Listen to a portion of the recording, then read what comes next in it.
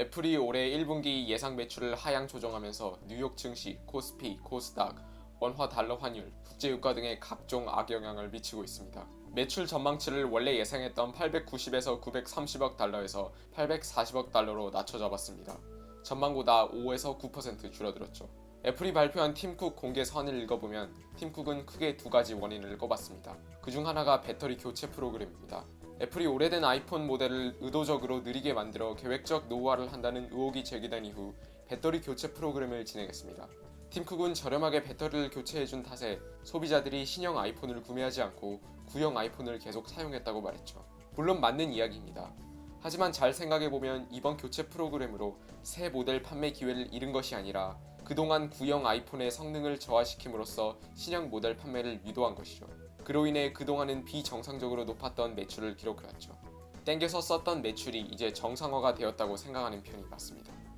애플이 꼽은 두 번째 원인은 중국에서의 아이폰 판매 위축입니다. 현재 애플은 미중 무역 전쟁으로 인해 가장 많은 피해를 보고 있는 기업 중 하나이고 거기에 세계적 경기 둔화가 점점 현실화되어가고 있는 상황입니다. 그리고 중국 내에서 샤오미, 화웨이, 오포 등 국산 제품이 인기를 얻고 있는 것이 사실이죠. 예를 들어 애플은 배째라 노치를 탑재하고 있는 상황에서 중국 스마트폰 업체들은 너도 나도 다양한 방법으로 노치를 없애려는 노력을 해 혁신이 무엇인지를 보여주고 있는 상황입니다. 이런 상황에 어떻게 애플한테 정이 갈까요? 농담으로 애플 혁신 없다고 하던 말이 이제 점점 현실화가 되어가고 있습니다. 가격 정책은 어떨까요? 많은 사람들이 200만원에 육박하는 아이폰 XS 가격 정책을 비난합니다.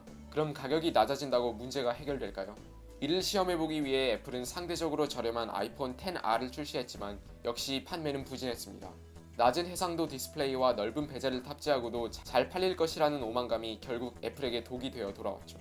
사람들이 원하는 것은 스마트폰 업계의 선두주자인 애플이 가격이 아니라 혁신을 선도하기를 원합니다. 그럼 2019년 애플은 어느 방향으로 나가야 할까요? 마진을 외치는 팀쿡을 자른다고 문제가 해결되지 않습니다. 오히려 주주들의 말을 잘 들어주는 CEO를 앉혔다가는 일이 어떻게 될지 모르니까요. 결국 팀쿡이 단기 손실이 있더라도 마진을 줄여나가고 혁신을 도입하면서 장기적 신뢰를 회복해야 합니다. 2019년은 애플이 신뢰를 회복해야 할 중요한 연도입니다.